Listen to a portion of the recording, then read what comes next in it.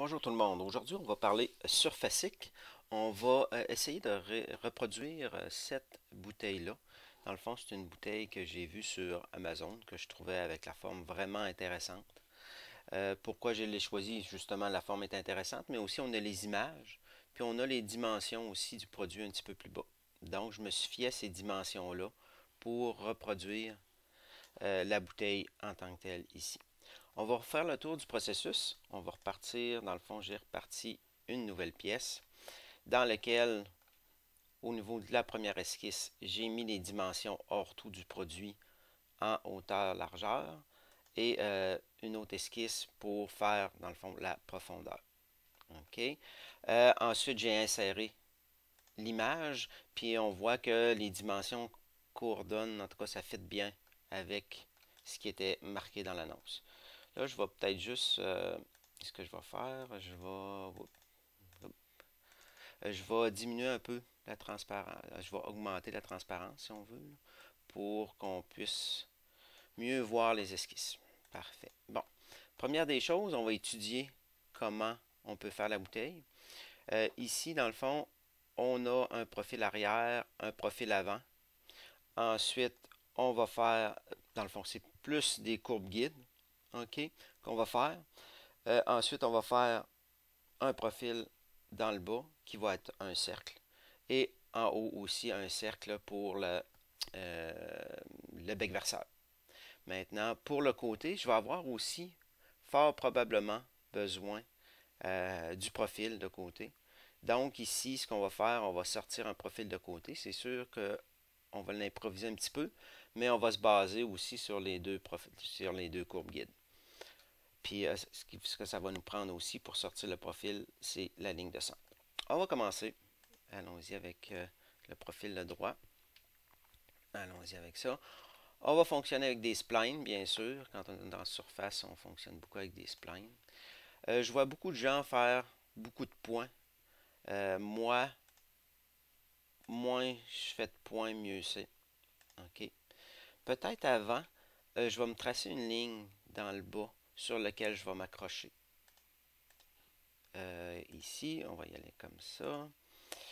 Je vais prendre ça, je vais la placer sur l'origine et je vais lui donner une dimension. Ici, on voit que j'arrive pas mal à l'intersection des deux. Ici, je triche un peu, ça me semble bien aussi. 82, on va mettre 82. Parfait, on voit que ça arrive bien. Maintenant, une fois que j'ai ma ligne, ben, je vais pouvoir venir tout simplement à accrocher ma spline qui est là. Vous voyez, j'ai mis 2 points uniquement sur la spline. Puis même avec 2 points, on va réussir à aller chercher cette forme-là. Ici, on va le placer peut-être sur la ligne, le contour, et on va venir positionner notre spline.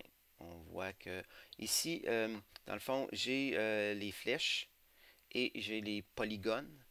Si vous ne les avez pas, ces options-là, peut-être aller dans les options du système, dans les esquisses, et vous avez activé les poignées de tangente, qui sont comme les flèches, et montrer le polygone de contrôle de spline.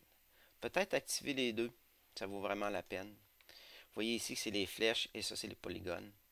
Fait que ce que ça permet, c'est de venir faire vraiment l'ajustement précis de la spline. Au niveau de la spline, ben, la flèche, vous avez une flèche de contrôle pour les angles, une flèche de contrôle pour la longueur. Vous voyez que ça ne change pas l'angle. Et quand vous cliquez sur le point, c'est dans les deux directions.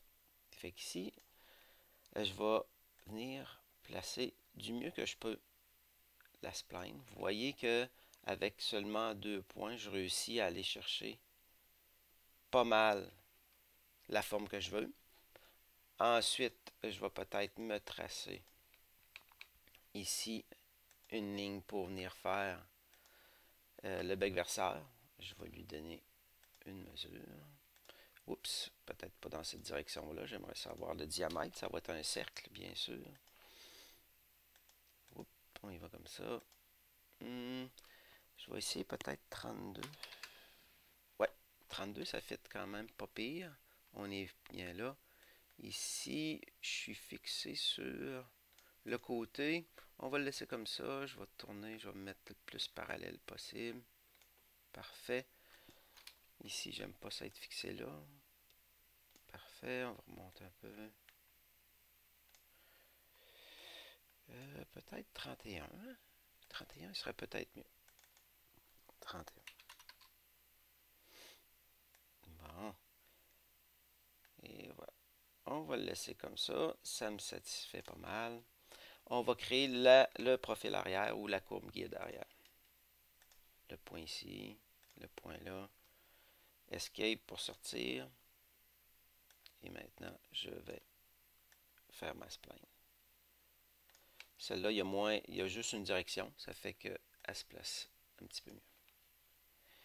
Et voilà, je suis pas mal sur la dimension ortho. Je vais peut-être la rentrer un petit peu. Ici, la précision n'est pas 100% obligatoire. C'est pour ça que mes esquisses, je vais les laisser bleues. C'est très difficile de contrôler des splines. Ça se fait, mais c'est difficile. Fait que pour les besoins de l'exercice, on va les laisser bleus, ce qui n'est pas tout à fait correct, mais c'est pas grave. Allons-y comme ça. Maintenant, j'ai ma courbe guide avant-arrière. Je vais créer mon profil. Pour créer le profil, je vais avoir besoin d'un plan ici. Oups, c'est pas lui, c'est celui-là. Je vais me servir de cette ligne-là que j'ai créée, plus le profil, le plan de droit. Je vais lui dire que c'est perpendiculaire. Parfait. Maintenant, sur ce plan-là, je vais venir créer mon profil. Allons-y. Je vais prendre un arc par son centre. Bon, il ne veut pas trouver le centre. C'est pas grave, on va y aller comme ça, dans l'autre sens. Et voilà. Ici, je vais venir le placer là et celui-là sur la ligne. Parfait. Donc, j'ai mon cercle qui est bien positionné. Et voilà. Pourquoi il n'est pas noir? Il devrait être noir. Ah, ok. Il me semblait et tout parce que cet arc-là devrait être noir. Fait que je vais venir vraiment le rendre coïncident. Parfait. Maintenant, c'est fait. Ici, on peut le mettre noir. On va le mettre noir. Excellent. J'ai un profil. Je vais faire la même chose pour le bas. Je vais me servir plutôt de celui-là. Plusieurs vont se demander pourquoi je ne fais pas un cercle complet. Tout simplement parce que la bouteille est symétrique. Fait que pourquoi faire les deux côtés quand on peut en faire juste un puis ensuite faire une symétrie? Ça simplifie la pièce, ça minimise le risque d'erreur. Dans le fond, on fait la moitié de moins d'erreur parce qu'on fait la moitié de moins d'esquisse ou d'opération. Parfait, j'ai celui-là. On va y aller comme ça. Parfait. Là, je pourrais même ici commencer ma surface. Si je prends la surface lissée, j'y vais avec les deux profils de départ. Et ici, je vais sélectionner les courbes guides. Ici, il nous demande, c'est Selection Manager. On a deux profils. Il nous demande lui qu'on veut sélectionner. Ici. Vous voyez qu'ici, ça ne sort pas bien. Je ne vais pas chercher, dans le fond, la largeur complète. Donc, ça va me prendre une courbe guide au milieu. Allons-y. On va créer la courbe guide. On va recréer sur le plan de droite. Ici, ce qu'on va faire, c'est qu'on va essayer d'aller chercher la ligne de centre de notre bouteille. Pour ce faire, on va simplement se créer une esquisse encore une fois sur le plan de droite avec une spline. On va prendre l'origine. Ici, bien sûr, le milieu de notre goulot. Et on va venir avec la spline retravailler tout ça. Oups, c'est pas la longueur, c'est ici. Et ici, encore une fois, je vais y aller pas mal à l'œil. Fait qu'ici, idéalement, il faudrait que je sorte pas mal à la moitié. Ici, ce que je vais faire, je vais me mettre perpendiculaire. Normalement, ça devrait passer. Cette ligne-là, cette flèche-là, je suis capable de la mettre perpendiculaire à un objet. Et voilà. Maintenant, je sors perpendiculaire. Vous voyez que l'angle, je ne peux plus le changer, mais je peux changer sa longueur. OK. Ça permet d'avoir un certain contrôle sur la spline. Ici, je passe pas mal là, mais ici, je suis décalé. Fait que peut-être ici, je vais passer comme ça. Allonger un peu celui-là. Et voilà. C'est sûr qu'idéalement, je pourrais sortir perpendiculaire. Mais si je sortirais perpendiculaire, probablement que je perdrais la ligne de centre ici. Fait que j'aime mieux dévier légèrement du bas pour réussir. Et voilà. Maintenant, j'ai ma ligne de centre. Et maintenant, je vais sortir un profil, vraiment une silhouette ici. Allons-y. Alors, on va se mettre comme ça. Ah, c'est dans l'autre sens. Peut-être comme ça. OK. On va se partir une spline. Et voilà. Ici, je vais me mettre avec le cercle. Point de rencontre. Pour qu'il se touche. C'est vraiment nécessaire qu'il se touche. C'est une obligation pour que ça passe bien au niveau des surfaces. Même chose ici. Je vais faire un point de rencontre. Est-ce qu'il veut? Non, il ne veut pas. Pourquoi il ne veut pas? Ah, parce qu'il ne peut pas, parce que le plan est ici. Donc, ce que je vais faire, je vais me tracer une ligne horizontale qui va partir du point ici, que je vais mettre coïncident, et celui-là, je vais le mettre aussi coïncident. Vous voyez que l'esquisse est noire, ça ne peut pas bouger. Dans le fond, c'est comme si je prenais une ligne d'ici au quadrant. Fait que maintenant, je vais pouvoir venir relier tout ça. Parfait. Et voilà, on va changer notre spline. On va se mettre normal.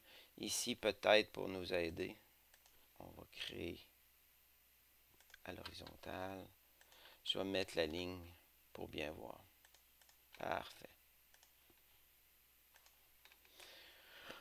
Et maintenant, je vais jouer avec ma spline pour trouver la belle forme que je voudrais.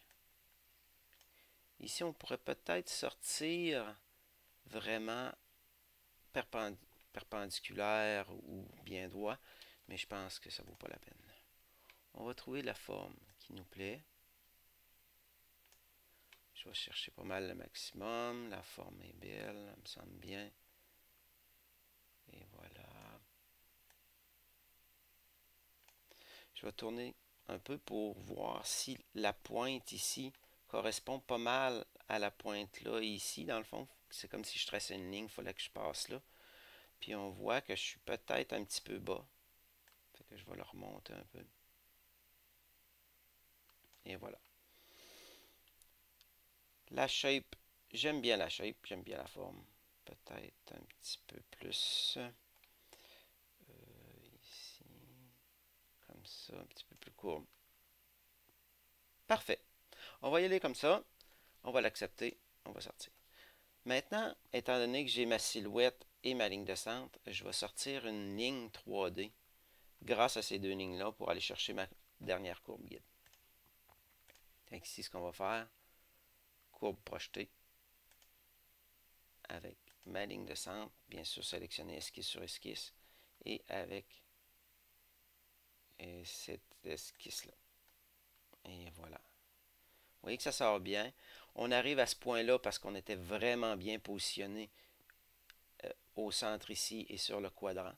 Fait qu'on arrive directement sur ce profil-là. Même chose pour le bas. Et on voit, ça fonctionne, ça passe bien.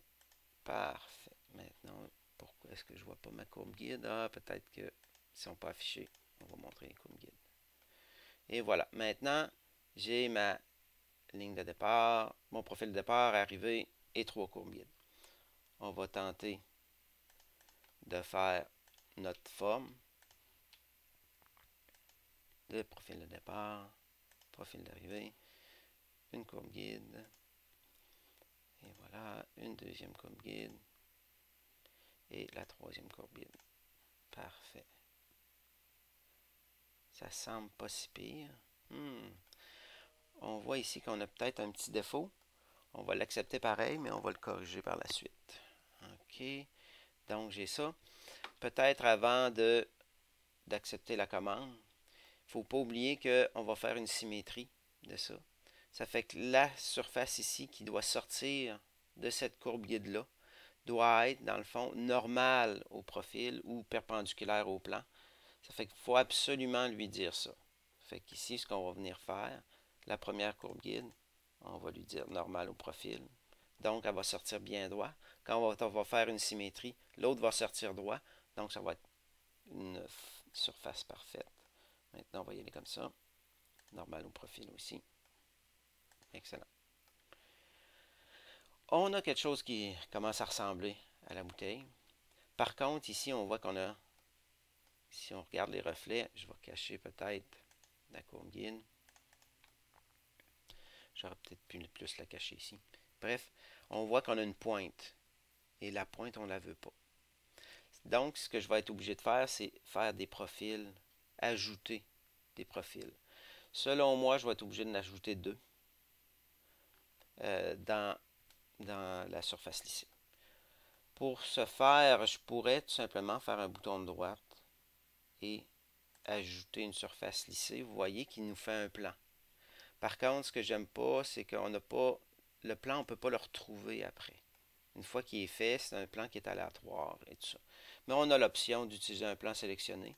Donc, moi, ce que je préfère, c'est aller créer mon propre plan. Ici, on va y aller comme ça. Je vais commencer par donner mes références pour le plan. On va se créer une esquisse. Moi, j'aimerais bien que le plan passe, bien sûr, à l'horizontale là.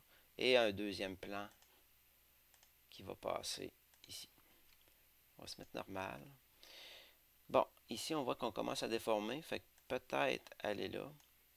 Et ce qu'on va essayer de faire, c'est de se mettre peut-être plus perpendiculaire à la ligne de centre. Même chose ici, je vais peut-être descendre un petit peu. Oups. Ici, il faut toujours se fier à peu près à la ligne de centre. On voit avec les reflets, on est pas mal perpendiculaire. Parfait, allons-y. On va se créer nos plans. Ça, perpendiculaire au plan droit. Parfait. On va créer un autre plan avec... Oups, on n'a pas besoin du plan 2. Supprimer celui-là. La deuxième référence. Plan de droit. Maintenant, j'ai mes deux plans. Ils sont créés après le lissage. C'est peut-être l'erreur que j'ai fait. Je vais les remonter avant parce que si on va dans le lissage, si on été créés après le lissage, on ne pourra pas les sélectionner. Donc, je vais les remonter dans l'arbre de construction. Et maintenant, bouton de droite, ajouter une section de lissage, utiliser un plan. Je vais utiliser ce plan-là. On peut en faire un seul à la fois. Vous voyez la forme, il vient nous faire créer l'esquisse. Ce qui fait en sorte qu'on voit que c'est pas rond du tout. En tout cas, c'est pas une belle forme. On va l'accepter. On va le faire un à la fois. Peut-être qu'on va cacher notre corps surfacique et on va faire apparaître l'esquisse. Et on va faire aussi apparaître la courbe. Parce que je vais avoir besoin de la courbe. Oups, c'est ici. Maintenant, cette ligne-là, cette courbe-là, je vais faire apparaître peut-être aussi. On va tout faire apparaître l'esquisse. Cette courbe-là, je vais la modifier pour avoir une belle courbe. Je peux l'enlever. Elle ne me sert plus. Je vais la remplacer par un autre.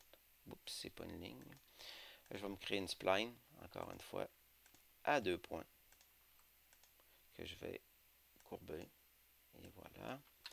Maintenant, ce point-là, je vais lui demander l'intersection ou le point de rencontre avec la spline. Même chose ici. C'est important que ce soit le point de rencontre. Ici, comme on disait tantôt, à la création de surface, ça doit sortir normal au profil. Dans le cas qui nous concerne ici, si je veux que cette ligne sorte dans le fond normal, je dois imposer une verticale ici. Oups, c'est peut-être pas une verticale, ça doit être une horizontale. Je dois appliquer une horizontale. Donc, on voit que la ligne va sortir bien droite. Je vais faire la même chose au côté. OK, je clique tout simplement sur le point pour qu'il sélectionne la flèche. Et voilà. Maintenant, il nous reste simplement à s'organiser que la spline touche à la ligne guide. Pour ce faire, je vais créer un point. Pas besoin d'ajouter un point sur la spline, juste un point qui est connecté sur la spline. On voit que je peux jouer pas mal avec. Et je vais lui dire de prendre le point de rencontre ici. Et voilà. Maintenant, tout ce qu'il nous reste à faire, c'est peut-être de contrôler. Oups, allons-y. Allons-y. Pourquoi je devrais être capable de contrôler cette ligne-là? Pourquoi? Ah, parce que je suis encore normal. Hein? Ça. Et voilà. J'étais dans une fonction. Ce qu'on s'organise, dans le fond, c'est avoir les deux côtés le plus égaux possible. Ça donne bien. On a comme déjà un rectangle. Je pourrais jouer avec les longueurs. Je pourrais mettre une cote. Mais dans le cas qui nous concerne ici, je peux mettre une cote. OK. Pour ensuite arriver aux bonnes mesures. Vous voyez, juste à l'œil, je suis arrivé pas mal. Pareil. Fait que je peux les accepter comme ça. Et voilà. Je vais faire la même chose. On va peut-être recréer, remontrer la surface lissée. On voit ici qu'on est quand même bien là. On voit que la surface a changé. On a suivi la courbe. Le profil, ça sort super bien. Maintenant, il nous reste le haut. On voit ici qu'il y a encore quelque chose. On voit qu'il y a comme... On dirait qu'il est carré. Je ne sais pas pourquoi. On va essayer de corriger tout ça. Encore une fois, on va ajouter une section de lissage. Utiliser. Et voilà. Et voilà. Allons-y. Maintenant, on va éditer l'esquisse. On voit qu'on est très carré. On va faire exactement la même chose que l'autre. On va effacer ça. On va se créer une spline. Et voilà. On va faire nos deux flèches. Et on va les rendre. Trouver le point de rencontre.